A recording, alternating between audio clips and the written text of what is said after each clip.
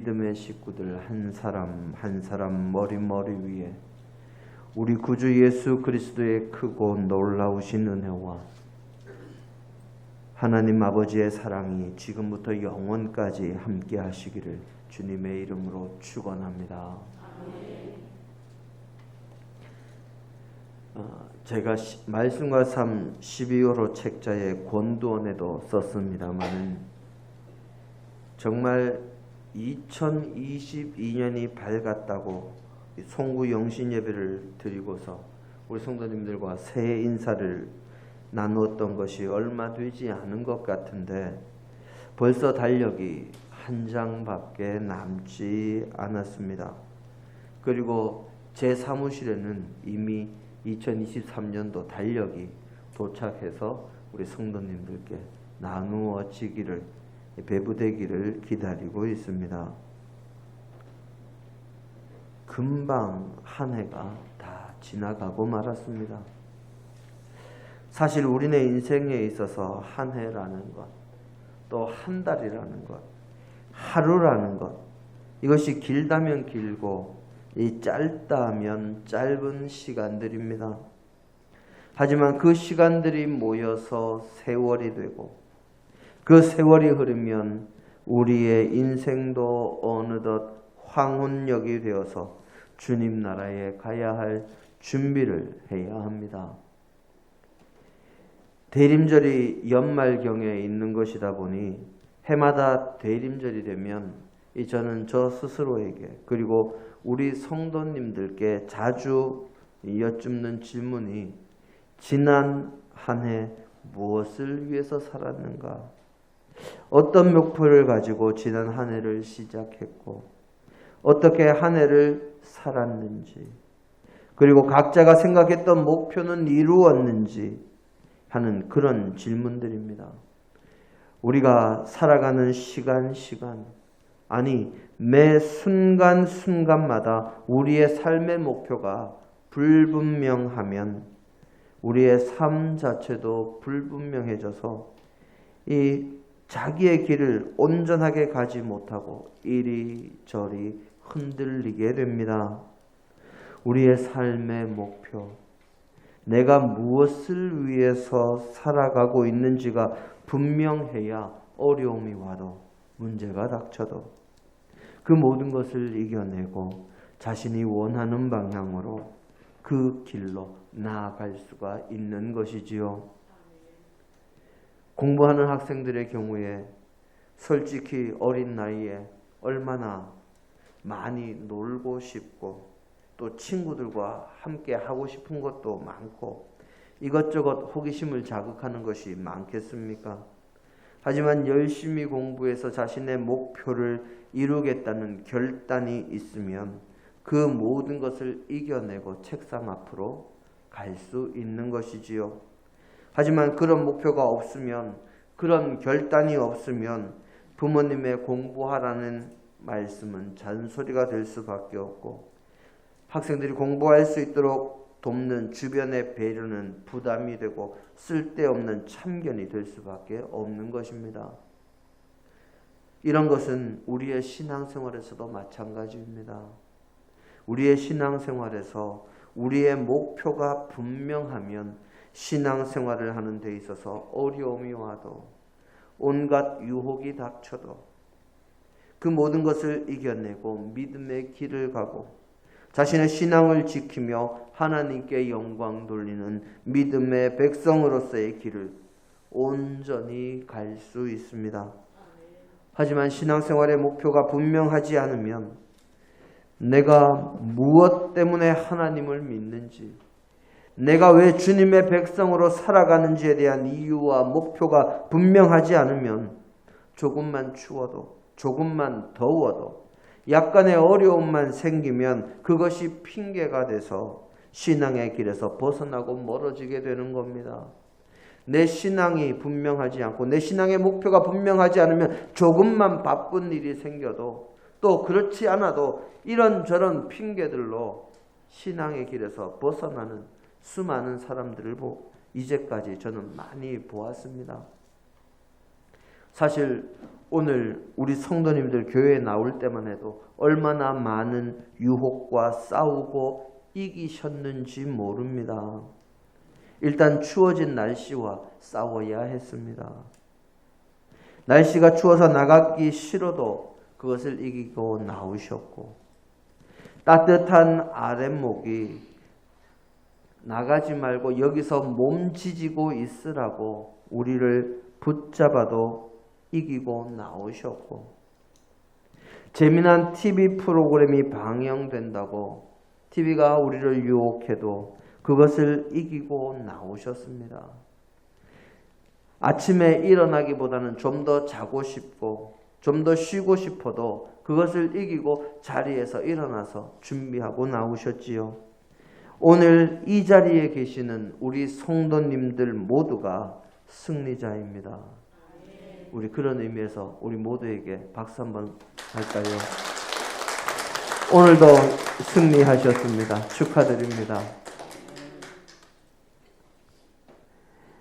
그러면 우리 성도님들 교회에 나오시는 것까지는 성공하셨는데 교회에는 무엇을 위해서 나오셨습니까? 지금 이 순간 그리고 여기 이곳에서 우리가 하는 신앙생활의 진정한 목표를 우리는 분명히 알아야 합니다. 우리는 믿음의 사람이기 때문에 교회에 나옵니다. 교회에 나오는 것은 그저 시계추가 왔다 갔다 하는 것처럼 나오는 것이 아니라 하나님께 예배하기 위해서 나오는 것입니다. 우리가 하나님께 예배하는 이유는 그러면 무엇입니까? 여기서부터 막히는 성도님들이 많이 있습니다. 여기서 막히면 안 됩니다. 우리가 하나님께 예배하는 이유는 천지와 만물을 창조하신 영광받아 마땅하신 하나님께 영광을 돌리기 위함입니다. 그렇게 영광을 돌리고 주님의 영광에 우리가 들어갈 것을 소망하지만 우리의 죄악으로 그러하지 못함을 보고 하나님 앞에 자신의 죄를 자복하며 회개함으로 예수 그리스도의 십자가의 은혜로 말미암아 죄사함과 구원을 받고 거기에 감사하는 것이 이 신앙생활의 목표요. 우리가 예배를 드리는 목표입니다. 거기에 더해서 우리가 신앙생활을 하는 목적은 나뿐만이 아니라 우리 주변에 있는 모든 이웃들도 하나님의 영광에 들어가도록 이끌어서 주님의 기쁨이 되기 위해서 우리는 주일에 예배하며 주님의 몸된 교회를 섬기며 신앙생활하는 것입니다. 이 목표를 분명하게 깨달아야 합니다.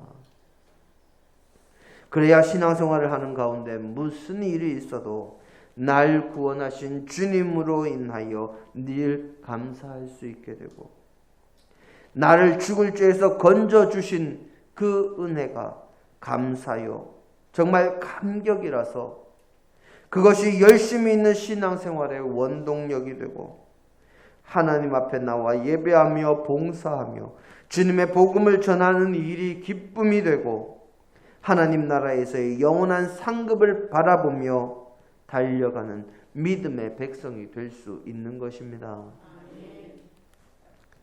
그래서 오늘 우리의 본문 말씀에서 사도 바울은 우리의 삶에서 그리고 우리의 신앙생활에서 무엇이 가장 중요하고 우리가 무엇을 위해서 살아야 하는지를 운동장에서 다름질하는 것으로 비유해서 설명하고 있습니다.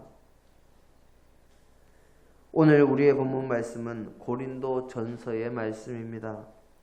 고린도 교회가 어떤 교회였는지, 고린도 교회가 있던 고린도 시는 어떤 곳이었는지 이미 여러 번 설교를 하면서 말씀드렸기 때문에 오늘은 말씀드리지 않겠습니다. 사도 바울은 여러 가지 문제가 많았던 고린도 교회에 신앙의 여러 가지 상황들에 대해서 어떻게 대처할 것인지를 가르치기 위해서 쓴 이 고린도전서에서 믿음의 사람, 하나님의 백성은 어떻게 살아야 하는지를 가르치면서 오늘 우리의 본문 말씀을 기록했습니다. 사도 바울은 우리의 신앙생활을 운동장에서 달리기 하는 것에 비유해서 믿음의 사람은 달려가되 첫째로 하나님의 상을 받기 위해서 달려가야 한다 하고 말합니다. 운동장에서 다름질하는 사람들은 모두가 상을 받기를 원하며 달려가지만 오직 가장 잘 달린 사람, 그 한 사람만이 1등의 상을 받습니다. 이처럼 우리 신앙생활에서도 우리는 하나님이 주시는 상을 받기 위해서 믿음으로 끝까지 잘 달려가야 합니다.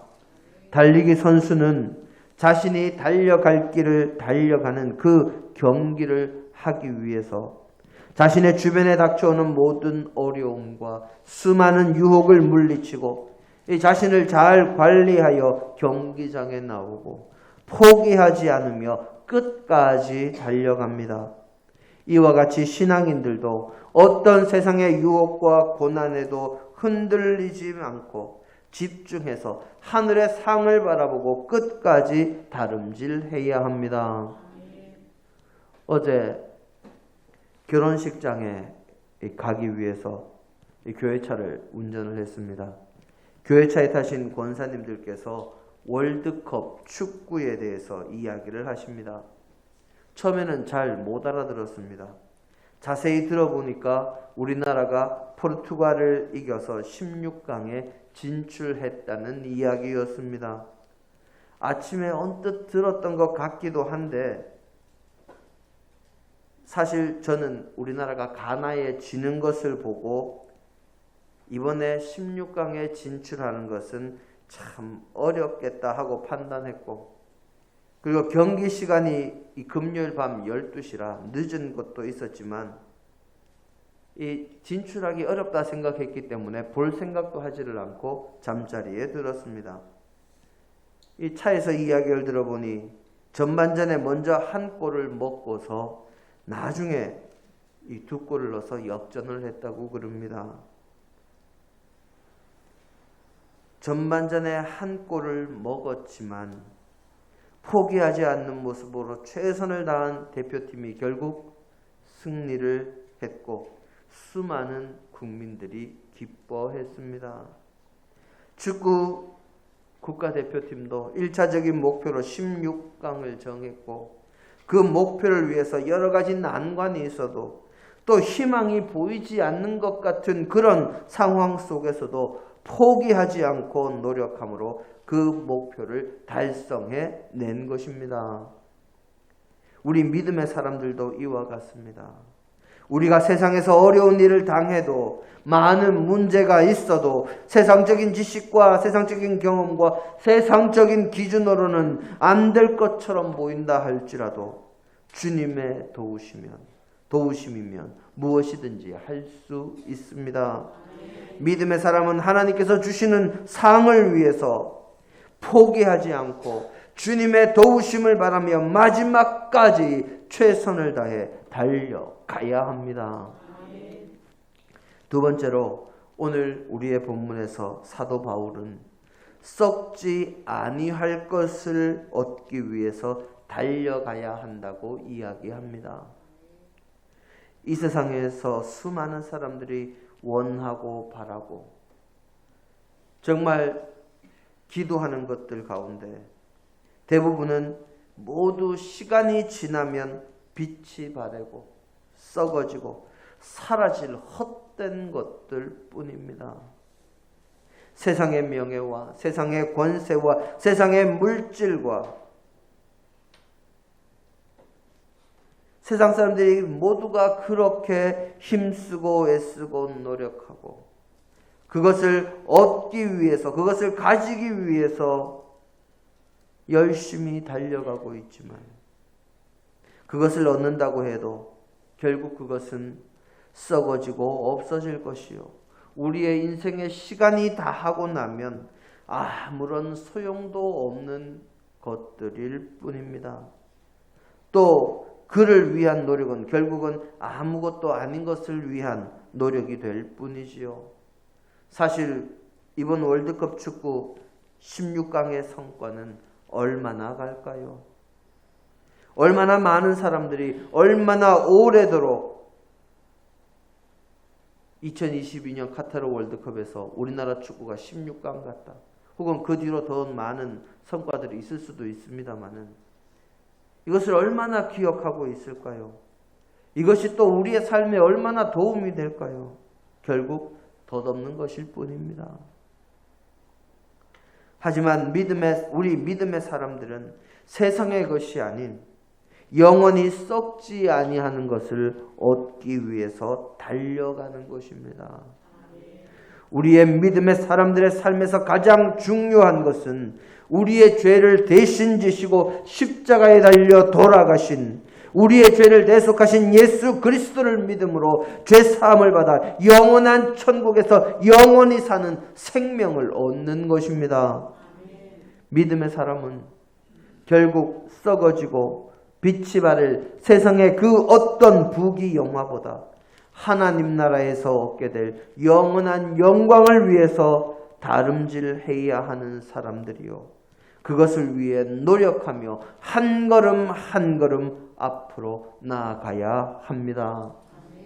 세 번째로 사도 바울은 목표를 정하고 올바르게 달려가야 한다고 말합니다. 허공을 치는 것처럼 싸우지 말고 향방 없이 달리는 것처럼 하지 말라고 오늘 우리의 본문은 기록하고 있지요. 사람들이 아무리 온 몸과 마음을 다해서 정성과 열심을 다해서 달려가도 또 아무리 잘 달려가고 빠르게 달려가도 목표를 모르거나 방향을 잃어버리고 제 멋대로 달린다면 그것은 온전히 헛된 일이 됩니다. 아무리 빠르게 아무리 먼 거리를 달려도 잘못된 방향으로 달린 것은 인정을 받을 수가 없습니다.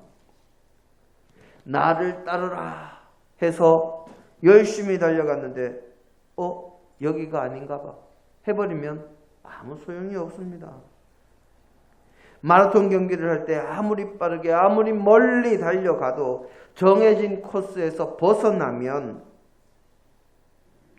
실격이 되는 것처럼 우리는 우리의 모든 삶에서 분명한 목표를 가지고 달려가되 정확한 방향을 알고 그 방향으로 달려가야 합니다. 특별히 믿음의 백성인 우리 성도들은 마지막 목표인 저 천국을 향해서 주님이 인도하시는 길로 믿음의 온전한 길로 달려가야 합니다. 그저 내 육신이 원하는 대로 내 육신이 편한 길로 가는 것이 아니고 내 마음이 편한 길로 가는 것이 아니고 내가 불편하고 내 생각과 내 마음과 나의 판단과는 완전히 달라도 그것이 하나님의 말씀을 따르는 길이라면 하나님의 말씀을 따라 온전히 순종하며 거룩한 믿음의 삶을 살아가는 그 길로 나아가야 하는 것입니다. 그것이 하나님께서 원하시고 주님께서 이끄시는 길이며 우리에게 영원한 생명이 약속된 길이기 때문입니다. 한 소년이 열심히 공부해서 성공하겠다 하는 목표를 세웠습니다. 그래서 어린 시절부터 다른 것들은 돌아보지 않고 공부에만 매진을 합니다. 열심히 공부해서 좋은 성적 거두었습니다. 명문대학에 진학했습니다.